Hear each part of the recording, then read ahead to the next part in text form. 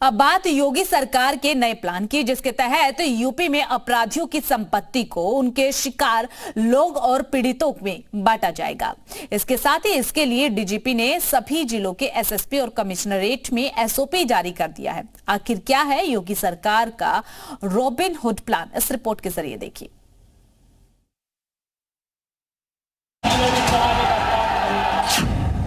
अब तक आपने सीएम योगी का एनकाउंटर मॉडल देखा।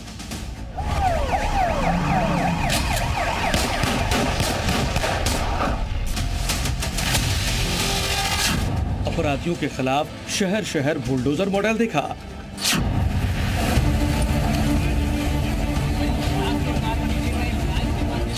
मगर अब योगी आदित्यनाथ लेकर आए हैं रॉबिन हुड प्लान।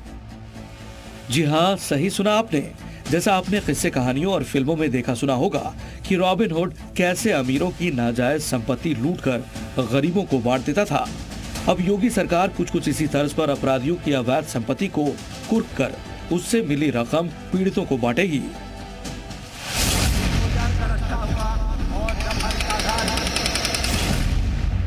आपको पूरी खबर डिटेल में बताएंगे और योगी सरकार का ये नया प्लान समझाएं, उससे पहले इन तस्वीरों को गौर से देखिए।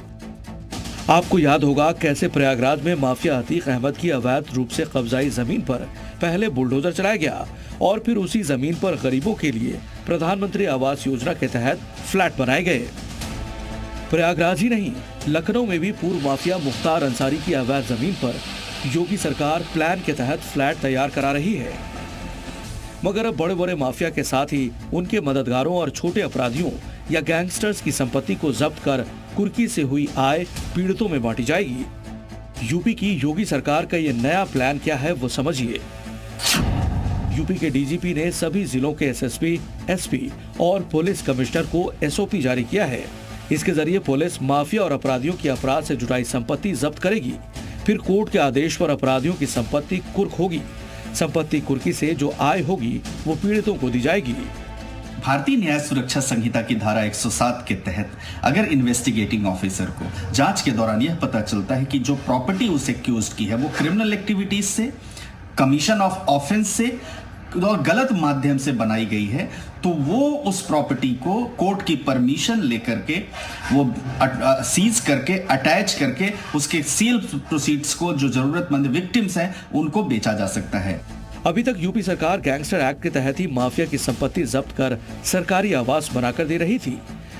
मगर अब धारा 107 के तहत गैंगस्टर एक्ट या पीएमएलए एक्ट के बिना भी पुलिस सीधे संपत्ति जब्त कर सकती है। धारा 107 के तहत पुलिस किसी भी अपराधी की संपत्ति को अटैच कर कुर्की करने के लिए सीधे कोर्ट में अर्जी देगी। कोर्ट में पुलिस की तरफ से दी गई अर्जी का संपत्ति मालिक या अपराधी को 14 दिन में जवाब देना होगा। 14 दिन में जवाब नहीं दिया गया तो कोर्ट एक पक्षीय आदेश जारी कर देगी। अपराधियों के संपत्ति की कुर्की जब्ती से मिले पैसे को 2 महीने के भीतर पीड़ितों तक पहुंचाना होगा। फिलहाल यूपी के डीजीपी प्रशांत कुमार ने जिलों के अफसरों को एसओपी जारी कर दिया है। अब देखना होगा कि नए कानून के तहत अपराध से जुटाई संपत्ति को नीलामी कर पीड़ितों में बांटने की प्रक्रिया कब शुरू होती है। लखनऊ से प्रीति श्रीवास्तव के साथ ब्यूरो रिपोर्ट, जी मीडिया।